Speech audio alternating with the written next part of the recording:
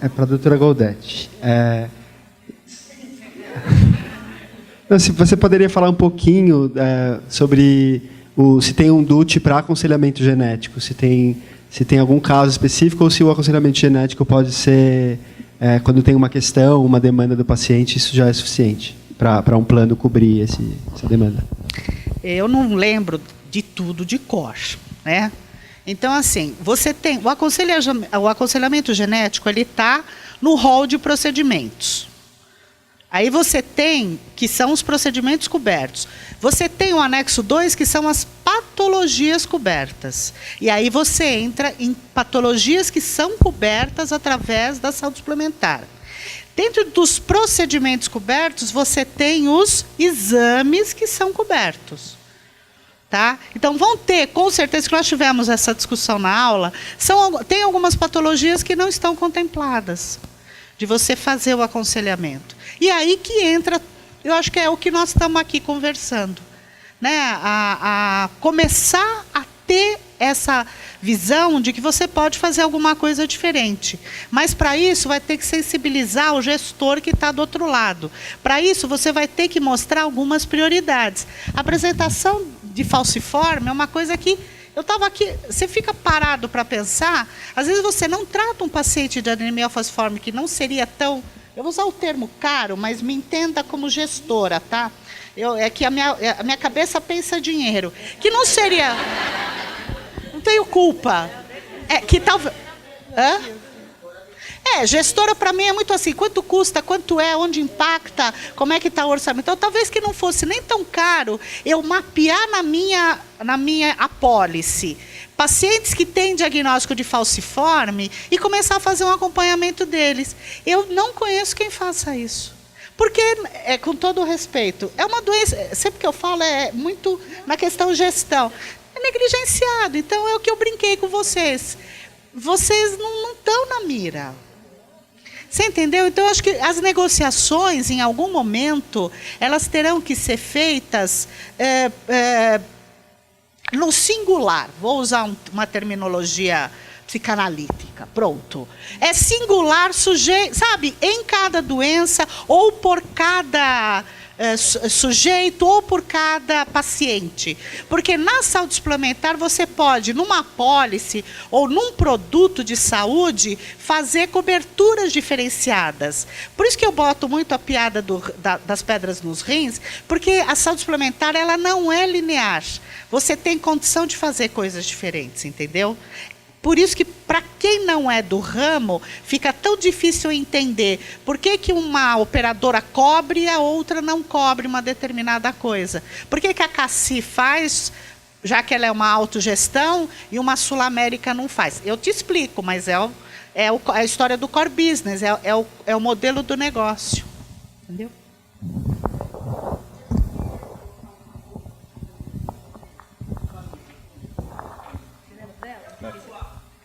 Não está indo aí. É rápido. Eu queria colocar, esse é o primeiro simpósio. Então, nós estamos numa área muito nova. E a obrigação de vocês é lutar por essa área. Nós não temos nada pronto, mas nós temos muito otimismo.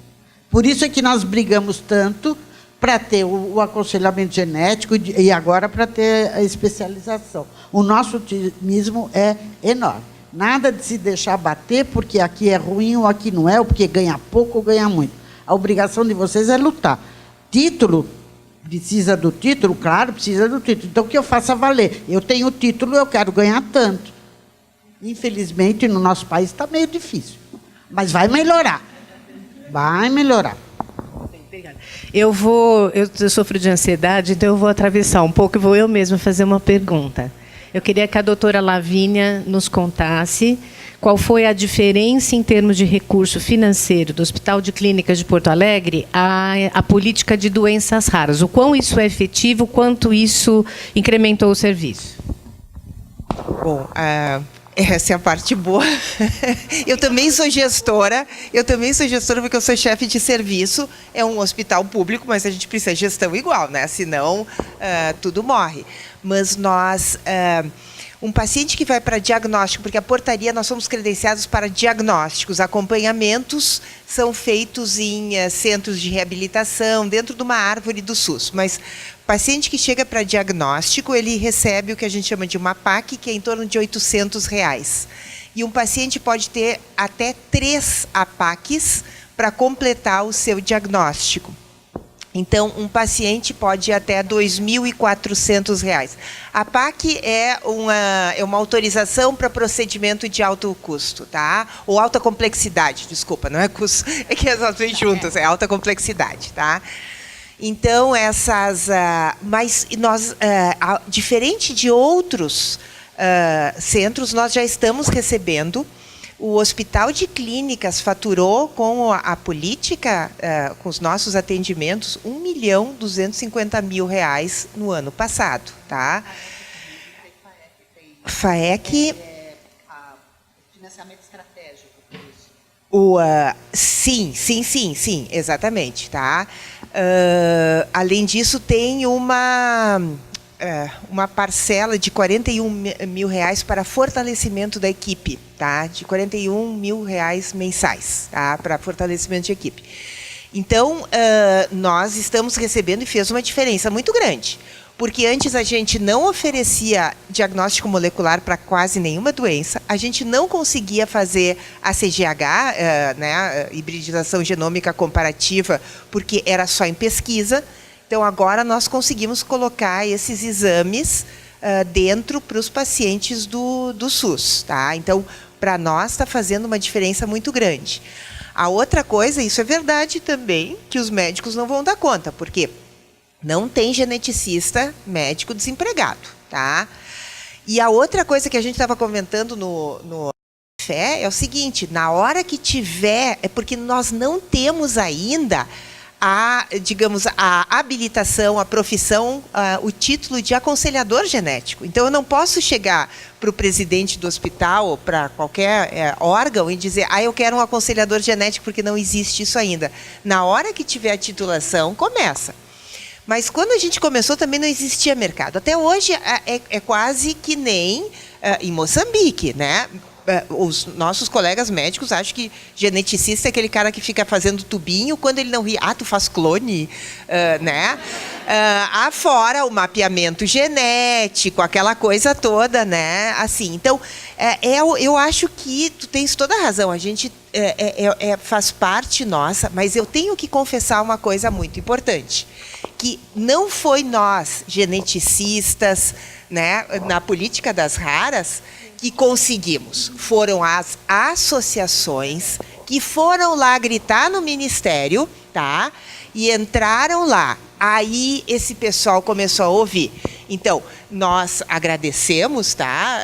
Abriu o nosso faturamento, né? Aumentou, nós estamos revertendo isso, mas a gente tem que reconhecer que anos, desde 1900 e não sei o que lá, ficava nós gritando, não sei o que mais, Na hora que as associações foram lá, a coisa mudou.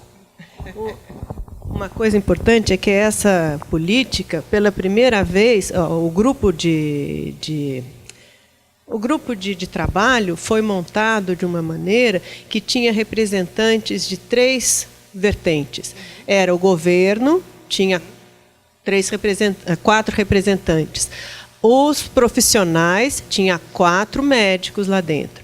E a sociedade civil organizada. Então, éramos nós. Eu fiz parte, né, e mais 3 representantes de associação. Então, éramos 12 pessoas que, durante 2 anos, fizemos reuniões mensais. Quer dizer, foi uma coisa cansativa, foi uma coisa exaustiva, mas de muita burocracia, de muita política, de muita coisa, mas que teve um ponto positivo. Foi a oportunidade de pôr a boca no trombone. Então, a gente chegou lá, porque se fossem só políticos ou só profissionais, o resultado poderia ter sido tecnicamente melhor na primeira versão e depois aperfeiçoado, tudo isso. Mas o diferencial foi ter posto a boca no trombone, não por mérito individual de cada um de nós 4, mas cada vez que a gente falava, olha, 80, porque doenças raras, o nome foi escolhido só por uma questão de momento. Hoje em dia, o momento é das doenças raras, porque, na realidade, é uma política de doença genética, porque se 80% são de origem genética e ninguém foi lá discutir a febre pela mordida do rato, que é uma doença rara, ninguém está preocupado com isso. Se alguém for num centro de referência e falar, eu vim aqui porque tive uma mordida de rato, né, não vai dar em nada. Mas, enfim, foi um diferencial de abrir porta. Agora, quem vai construir é o... Temos uma pergunta aqui. Bom dia, meu nome é Geise, eu sou enfermeira, né? Sou membro da Sociedade Brasileira de Enfermagem Genética, faço parte da Liga de Genética Médica em Maringá, na Universidade Unicesumar, sou professora, e nós temos uma liga multiprofissional, né? Então, estar nesse momento aqui é muito gratificante.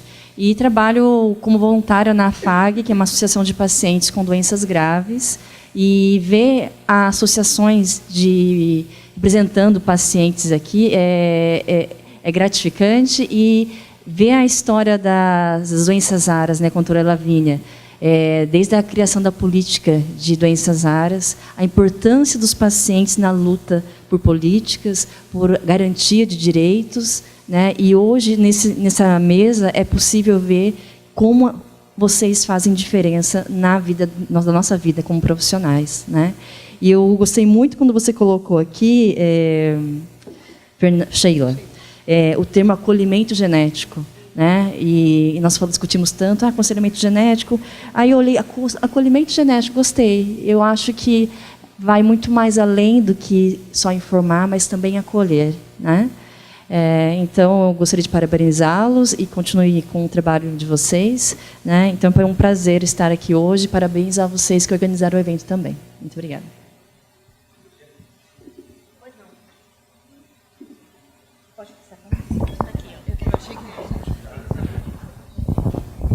Alô?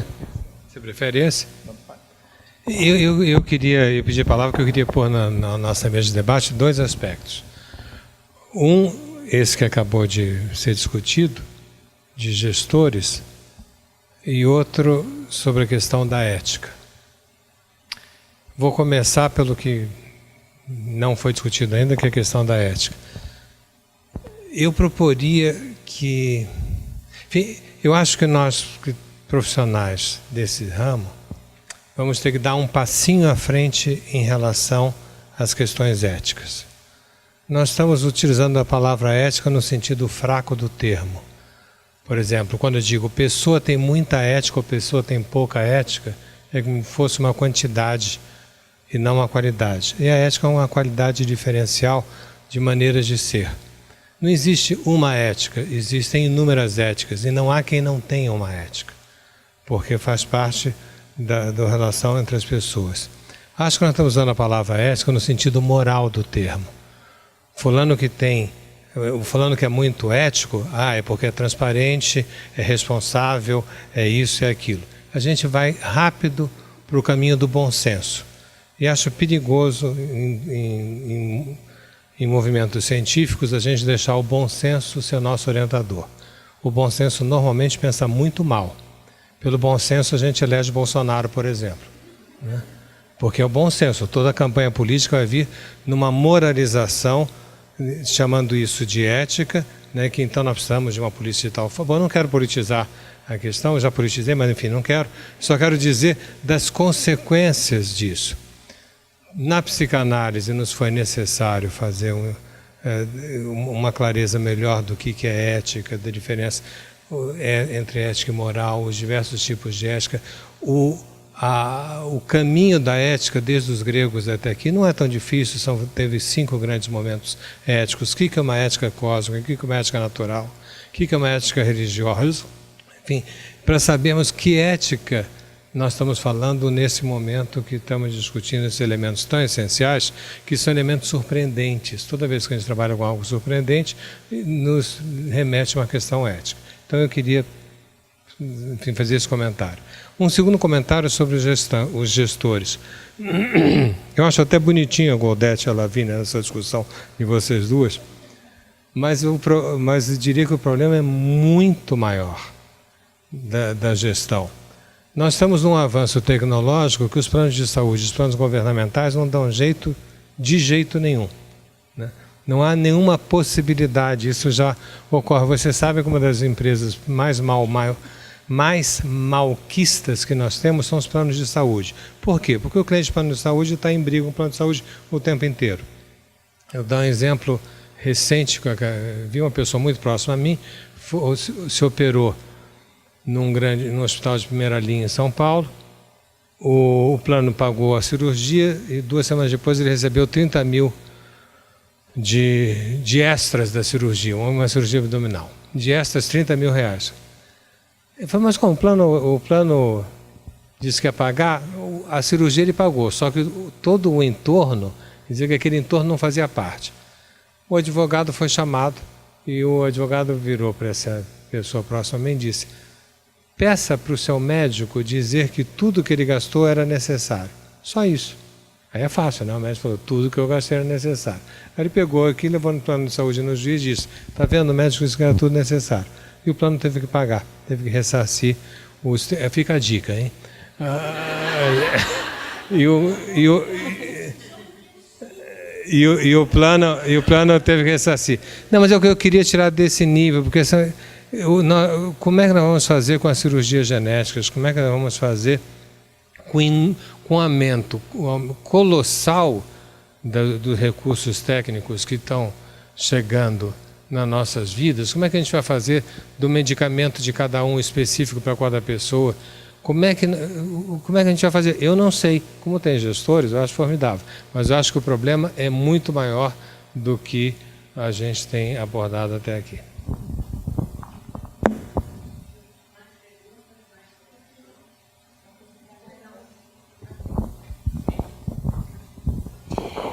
Eu queria, na verdade, tocar outro ponto que tu colocaste muito e acho que foi pouco discutido, que é o direito da reprodução. E eu acho que tu colocaste muito bem que, às vezes, a tendência é pensar que a pessoa tem um problema genético, então ela não deveria ter filhos, por diversas razões. E isto é uma coisa enraizada em diferentes profissões ou especialidades, quando não é. O direito à reprodução deve ser garantido. A diferença no aconselhamento é o esclarecimento. A pessoa está certo que é verdade que 50% das gestações no Brasil são não planejadas. Não quer dizer que não sejam não desejadas. Não planejadas. Na verdade, qualquer uma das mulheres de idade reprodutiva aqui pode estar grávida e não sabe, né? Não, estou rindo, mas é verdade. As pessoas,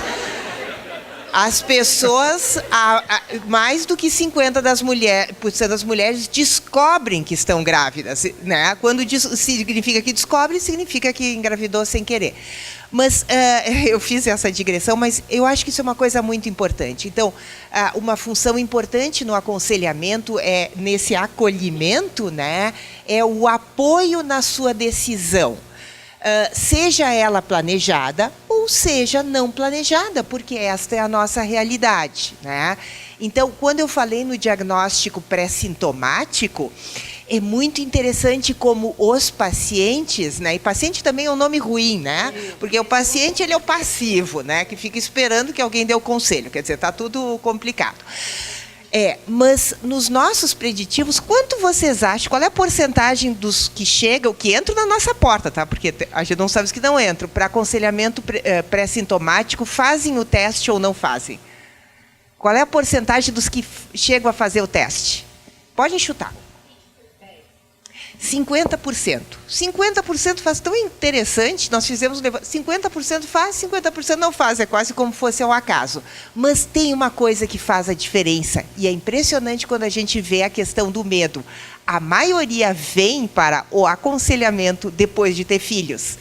E eu acho, porque nós não chegamos a fazer estudos sobre isso, mas assim, o meu acho baseado numa evidência é que as pessoas acham também, né, tem a ideia que o médico vai dizer, ou incutir aquela ideia, você é portador ou pode ser um portador, não deve ter filhos. Então, eles chegam para fazer o teste depois de ter 4 filhos, entendeu? Mas isso não deve ser... Eu não estou dizendo que isso é errado, de novo, por favor, entendo da maneira, eu só estou vendo como um fenômeno, que eu acho que tem a ver com essa ideia de que o geneticista é aquele que vai ainda fazer uma medida preventiva, né? A ideia do aconselhamento genético como preventivo, de que nós devemos erradicar as doenças genéticas, dizendo para os pacientes que eles não devem ter filhos, né? E isso acho que é uma questão, e tu colocaste de uma maneira muito importante, eu te agradeço por ter trazido, e te agradeço também, vocês duas, por essa apresentação aqui, que fez acho que uma diferença importante. É muito interessante, eu vou dizer, de uma situação dentro da família, porque para falar para o aconselhador genético, você toma cuidado, você não fala, precisa ter filho, precisa não ter, pode ter, não pode não ter. Eu vou falar de uma discussão dentro da família, depois dessa quantidade de pessoas testadas, né, do X-frágil que eu mostrei. Então, a gente chega à geração do meu filho, é a primeira geração com mutação completa. Portanto, a primeira geração com os sintomas evidentes e o prejuízo contabilizado de desempenho e de várias coisas. Então, o que a gente imagina? Quando eu falei, tomara que com o aconselhamento genético, esse heredograma seja diferente nas próximas gerações. Bom, não nasceu mais nenhuma criança com X-frágil na minha família, porque depois teve os casos de quem não tinha, de quem fez isso, de quem fez aquilo, de adoção, teve várias coisas, mas nenhum com X-frágil ou com potencial risco para X-frágil, com uma única exceção, de um sobrinho que tem a pré-mutação e que teve uma filha. Então, a gente fica falando muito de termo, né? E esse acolhimento genético realmente foi bárbaro. Então, quando eu falava informed choice, que é o termo que eles usam fora, eu falei, bom, mas decisão informada pode não ser bom. Eu cheguei uma hora que eu falei assim, não, é decisão responsável. O casal é informado e toma uma decisão responsável. Está ótimo, o termo estava funcionando bem, fiz várias apresentações usando esse termo. Até que o meu sobrinho teve uma filha. Quer dizer, o meu sobrinho com pré-mutação transmitiu seguramente uma pré-mutação para a filha dele. Daí eu falei, vou mudar o termo. Não pode, porque no meu ponto de vista pessoal, foi uma decisão irresponsável. Ele deveria ter pensado melhor, né? Sabe, está uma coisa assim, ele está tão perto da gente, sabe de tudo, ele tem a idade do meu filho, quer dizer, estava uma vivência muito próxima para ele ter decidido correr um risco com uma certeza, quer dizer, a não ser que tivesse um filho menino, ou ter recorrido a uma reprodução assistida, quer dizer, não, foi assim, completamente sem planejamento, sem nada e sabendo do risco. Daí eu falei, mas que direito eu tenho de taxar o rapaz como irresponsável a partir disso? Daí eu comecei a usar o termo opção esclarecida. Porque a pessoa está esclarecida. Né? A partir da informação recebida, é uma opção esclarecida. Mas, absolutamente, para vocês verem como a gente é humana. Para mim, eu não consegui mais abrir a boca e falar. Então, a partir daí, a família tem possibilidade de decisões responsáveis. Me vem ele com a menina no colo, que tem a idade dos meus netos, que é uma gracinha, e que, na realidade, sou eu. Né? É uma repetição que eu tenho a pré-mutação. Né? Então, e que não é uma coisa... Eu prefiro ter nascido do que se meus pais tivessem decidido não me ter. Tá? Mas, enfim, a coisa é tão complexa em afetividade, em isso e aquilo, que ninguém pode ter a pretensão, nem eu, nem ninguém, de ter o poder de resolver tudo, de acalmar todas essas ansiedades. Mas a gente é muito ladrona é mobile, né? Mas é mobile em muita coisa. A doutora Maiana tem um. Só um minutinho, porque só queria fazer um comentário a respeito da fala da Marta. Eu compreendo o irmão da Marta. Ele não tem risco de ter uma criança afetada. O seu sobrinho, ele não tem risco de ter uma criança afetada. É muito diferente se fosse uma menina e fosse ter uma criança, no caso da herança na sua família. Ele não foi assim uma opção irresponsável. Eu agora estou defendendo. Ele pensou, eu não tenho risco de que a minha filha, que vai receber esse gene, tenha a doença. Olha,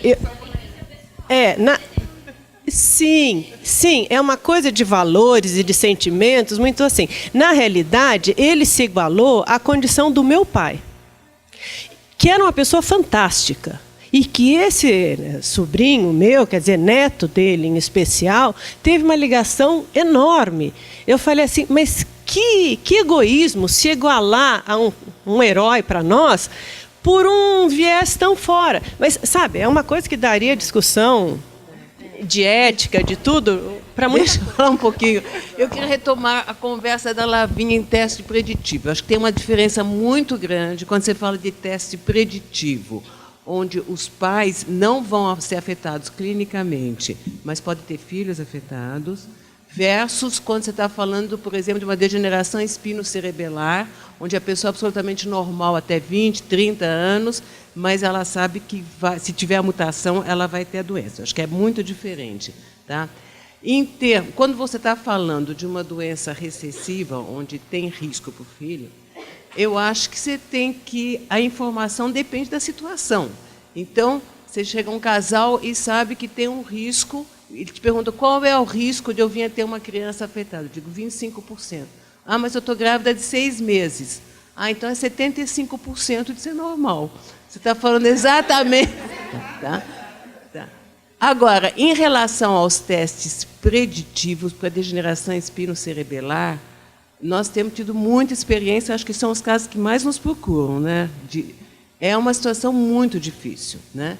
E tem umas situações totalmente inusitadas. Há 2 anos atrás, tinha um caso de uma mãe que veio desesperada porque o marido dela tinha degeneração espinocerebelar, ela era separada, o filho sabia que tinha 50% de chance de ter dado a mutação, e ela disse assim, ele não me perdoa, sabendo do risco, porque ela teve um filho. E eles não se falavam. Tá? Bom, nós descobrimos que ele não tinha mutação.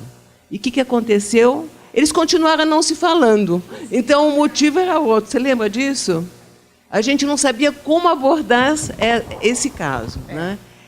E outros casos, por exemplo, recentemente a gente teve um caso também de um menino que veio nos procurar e disse, olha, eu quero saber se eu tenho a mutação. Eu falei, mas por que você quer saber? Bom, ele não nos convenceu. Eu falei, vamos combinar uma coisa? Se daqui 2 anos você ainda quiser saber, a gente te testa. Volta daqui 2 anos. Né? Lembra? Então, mas são os casos, para nós, eu acho que muitos deles não querem saber. Eu não sei se é meio a meio. Eu não sei quanto que você concorda com isso ou não.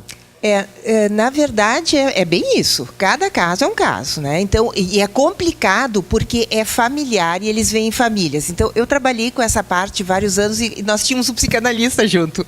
E a gente atendia junto, na sala. Tá? Então, o professor Cláudio Osório, ele se aposentou, que pena, perdemos-lo. Mas a questão é muito importante porque a gente pensa também, é uma ficção achar que dizer que a pessoa não tem a mutação vai ser bom. Não necessariamente. O índice de depressão pode ser tanto num como no outro, que é aquela questão parecida com os que sobreviveram à guerra e coisa assim. Então, nós tivemos um caso, a gente tenta evitar que os irmãos venham juntos, assim, ao mesmo tempo. Nós tivemos uma situação de 4 irmãos, 2 irmãos e 2 irmãs, tá? Os irmãos eram mais novos, as irmãs mais velhas. Então, na cabeça daquela família, tá, no inconsciente, elas deveriam ser as portadoras, porque elas cuidaram das crianças, o pai já tinha morrido com a doença, etc, etc. As 2 irmãs não tinham a mutação, e os 2 meninos mais novos, que ainda não tinham filho, tinham a mutação. Essas 2 sofreram tanto, tanto, tanto. Claro que todo o processo, a gente nunca faz assim, realmente, 1 mês, aconselhamento, todo aquele processo, né? E já aconteceu várias vezes de pessoas que a gente não considerou autônomas suficiente para tomarem aquela decisão, que o risco de fazer o teste seria maior do que o possível benefício, e a gente só a mesma coisa que tu fizeste, não é que não vai fazer para sempre, agora não vai fazer, né? Não é o momento, e aí nós temos uma equipe. Então, em alguns momentos, o não diretivo, a gente deve ser diretivo. Então, eu tiro o que eu mesma disse, né? Porque, realmente, por isso a gente trabalha em equipe, né? E algumas coisas... Desculpa, eu não, vou tomar a palavra só que a Maiana pediu, naquele momento, mas então, com a Maiana, você diz, eu concordo. Era isso. Agora, eu queria trazer um aspecto complicador nessa mesma discussão. Nós estamos partindo do princípio que os pais querem melhorar os filhos. É falso. Nos Estados Unidos, estudamos isso lá no Genoma, nos Estados Unidos, pais surdos têm direito a ter filho surdo. Pai anão tem direito a ter filho anão. E não é tão fácil dizer, é óbvio que não é para ser anão. É politicamente absolutamente incorreto. Pensando nesses aspectos, eu fiz um dos meus programas Terra 2, nós resolvemos pisar mais no acelerador, e o programa, para quem não conhece, tem no meio do programa uma pequena dramaturgia. Nós resolvemos representar pai e mãe cegos que fizeram uma engenharia genética no embrião, que era bom, entre aspas. Veja só, eu estou falando que era bom. Eu não pude falar isso na televisão. Eu não podia dizer o gene bom, porque já pressupõe já tem um julgamento, né? E esse pai alterou o gene, que era bom, transformando aquele gene em cego. E a filha, aos 18 anos de idade, descobre que é cega porque o pai quis que ela fosse cega e para assim melhor conviver na casa com o pai e a mãe, que eram cegos. A repercussão social disso foi imensa. Levar esse debate para muita gente através de um programa de televisão. Mas só quero colocar esse aspecto porque não é tão evidente que nós estejamos defendendo a Darwin. Nós estamos criando uma sociedade que vai contra os pressupostos darwinianos. Você pergunta? Pois só uma colocação rapidinha com relação à Associação de Pacientes e Sociedade Civil Organizada. Eu vou dar o exemplo que aconteceu na oncologia, que foi a incorporação da quimioterapia oral. Ela não era incorporada no rol, né, aquilo que a gente sempre fala, né, na relação mínima de procedimentos da Agência Nacional de Saúde. Quem conseguiu foi muito o trabalho da Ana Amélia, que é senadora pelo teu estado, e junto com o Oncoguia, que foi uma das sociedades civis, que é extremamente atuante, que é a Luciana, que é uma amiga pessoal minha, a Lu Holtz. E eles fizeram um trabalho de advocacy muito forte para a incorporação e continuam fazendo. E temos também o pessoal da Abrale, a Merula, que trabalha, né, que faz muito também com leucemias e linfomas, mas aí na vertente câncer, que é uma vertente que, muito na fala que eu falei, é uma vertente glamurosa, né? Eu não gosto de usar essa palavra, mas eu acabei vendo. O câncer, ele tem glamour. É uma doença muito glamurosa e é uma doença em que você é um guerreiro. Porque você vê muito que as pessoas lutam contra o câncer e elas ganham uma batalha ou elas perdem uma batalha. É uma coisa que me incomoda muito. Mas, de qualquer forma, o que eu coloco? Tem doenças, tem situações no viés da genética do X frágil, do que você fala, da falciforme e outras, que a sociedade civil organizada vai precisar estar estruturada para, de repente, você ter o autismo. Uma política... autismo está na moda, você tem razão. Uma política pública, ou então instituições, ou institutos, ou fundações que deem conta disso. Porque eu vou dizer uma coisa para os senhores, assim, de coração aberto. Se a gente for esperar o Estado tomar conta de tudo, não vai dar certo. Se a gente for esperar que a saúde suplementar, que eu aqui vim mais representando a saúde suplementar, que a saúde suplementar dê conta de todas as doenças que estão por serem descobertas, ou que, e como o Forbes mesmo falou, de toda a incorporação tecnológica que está chegando, por exemplo, um tratamento de câncer, que é o CAR-T, de uma grande... de uma multinacional que vai fazer uma alteração no gene da leucemia, é $1,5 milhão, e estava lá nos Estados Unidos como se fosse a coisa mais maravilhosa do mundo. É muito legal, mas sempre fica aquela conta. É quem vai pagar, né? Eu com a história do dinheiro. Então, acho que, aproveitando até o que vocês falam, e muito do que a professora Célia falou, vocês estão aqui para lutar. Então, assim, nós já somos mais velhinhos, eu já sou aquela penúltima da fila. Você entendeu? Então, agora, vocês têm que ir para frente. Né? Eu até vou usar um termo esquisito. Quando nasceu na família nossa um síndrome de Down, há 43 anos atrás, não se usava a palavra síndrome de Down, se falava mongoloide. E ele seria uma criança fadada a ficar totalmente isolada da família, se a família e a mãe dessa criança, que por um acaso é uma médica pediatra, não tivesse feito tudo o que fez para engajar o menino dentro da família. O menino trabalha, o menino fez até a parte religiosa dele, fez tudo. Então, somos nós, não adianta. São as cabeças pensantes da sociedade moderna, vocês que são jovens, que vão ter que fazer o mundo andar para frente.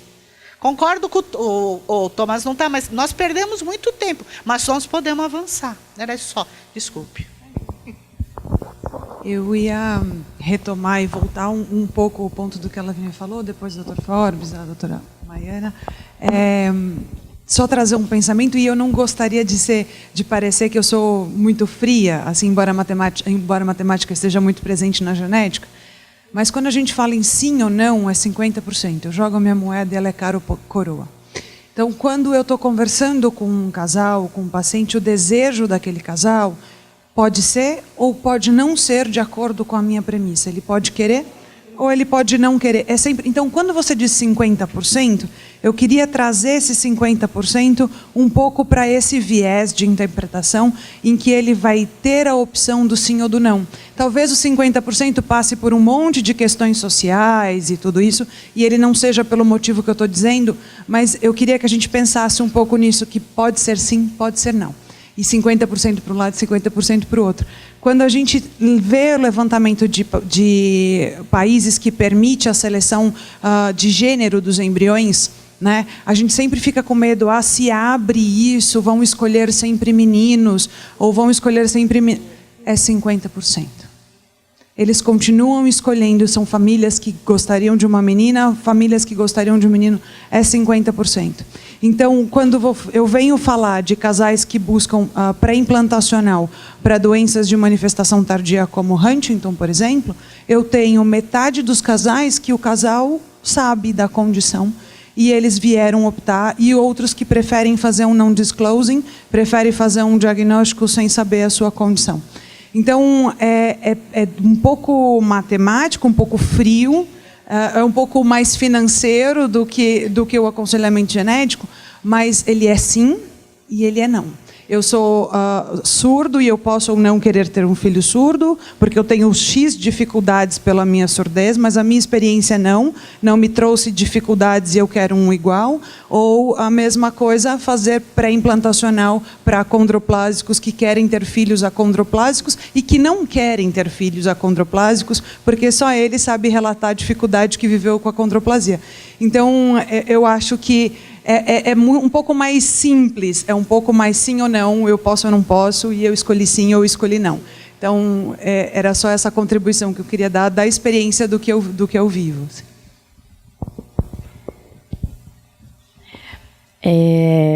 realmente, essa questão da escolha, né? Nós estamos passando no momento, por exemplo, a única opção de cura para a pessoa com doença falciforme é o transplante de medula.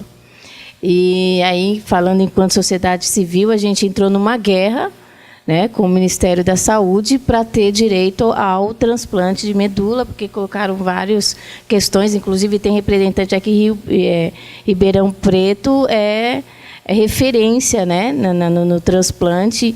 Inclusive, o primeiro paciente que fez o transplante foi em Ribeirão Preto, que é o Elvis. E hoje está acontecendo situações, como eu até conversei com o Alan. O que acontece? Tem vários critérios, mas o principal, transplante pode ser feito só de irmão para irmãos, né? E aí o que está acontecendo? Quando a gente falou aqui desde o início da questão de como essa informação, como ela vai, né? Qual o impacto? O que está acontecendo? Muitas mães que já têm filhos com anemia falciforme tentam ter outros que nasçam ou com traço ou sem nada, que a gente sabe que dentro da probabilidade pode ter um filho, mesmo o pai e a mãe tendo o traço, pode ter filhos com traço falciforme ou sem nada, como a gente tem famílias assim. Nós temos famílias que são 7 irmãos e só um tem a doença e os outros não têm. Né? Então, as mães estão fazendo o quê? Elas ficam tentando ter filhos sem ou só com traço para salvar o outro. E aí é nisso que vai tendo um número. Então, como que ela foi informada, né? Como foi explicado? Então, assim, essa questão também da linguagem, né? Às vezes é uma mãe que não tem estudo, ela entende, você está falando, você está achando que ela está entendendo tudo, mas ela... Bom, o médico disse que há a probabilidade de eu ter filho sem a doença, então eu vou tentar para salvar aquele, né? E aí acaba tendo 4, 5 filhos com as doenças. Assim como nós temos uma família que o pai e a mãe têm, né? E aí na época a mãe fala que ela não tinha a informação e acabou tendo os filhos quando o terceiro começou a ter as crises e aí quando dá interna todo mundo. Então, assim, e essa questão do papel da sociedade civil, a gente até pasta muito, né? Porque, às vezes, não é visto com bons olhos, porque a gente fala, tem a pilantropia e a filantropia. A gente acaba sempre pagando, né? Mas é o que foi dito aqui, a gente tem sempre uma briga constante. Eu estou dentro de conselhos de saúde e muitas vezes eu não consigo resolver porque eles acham que não é importante, não é o momento para discutir na pauta, né? E como foi dito também, dependendo da patologia, ela dá Ibope. Né? Como um médico disse para mim uma vez, eu falei, mas como pode? O primeiro diagnóstico foi em 1910. Nós estamos agora em foi até o ano passado, 2017, e a gente ainda está no anonimato. Ele falou, Sheila, infelizmente tem doença que não dá Ibope. Né? E aí, hoje, eu entendo o que ele quis dizer. Não é como foi dito, a gente tem a nossa medicação mais cara que a gente toma hoje é R$5.000. O tratamento ele é barato, né? Então não tenham bons olhos. Hoje nós trabalhamos com a FAG, nós trabalhamos com a Oncoguia. Por quê? A gente percebeu que sozinho, gritando, você fica fazendo o ego. Então eu tenho que me unir às associações que acabam só mudando só os nomes da patologia para poder ser visto. Sheila, posso falar uma coisa? Que vale a pena a gente lutar? Para transplante de medula, você pode usar também o sangue do cordão umbilical, certo? E o que a gente valeria a pena brigar para ter bancos públicos de sangue de cordão umbilical, porque se tiver um número suficiente, você vai achar doador compatível, não precisa ser irmão e nem parente. Então, essa é uma briga que vale a pena a gente comprar. Banco público, para que funcione. Claro, banco público. Como funcionam os bancos de sangue. Né? Na Europa, você tem o Eurocot, que tem, sei lá, 100.000 amostras, ou sei lá quantas. Tá? Essa é uma briga boa. Até pensando no câncer também, porque em algum momento pode ser usado. Exatamente. Essa é uma briga boa. Mais alguma pergunta? Eu tenho uma pergunta. Eu tenho. Eu posso também. Para a doutora Lavínia, minha pergunta é muito de cunho profissional. A doutora citou diversos profissionais que trabalham lá, biólogos, biomédicos, bioquímicos. Por ser um centro público, a forma de entrada de todos eles foi concurso? Sim.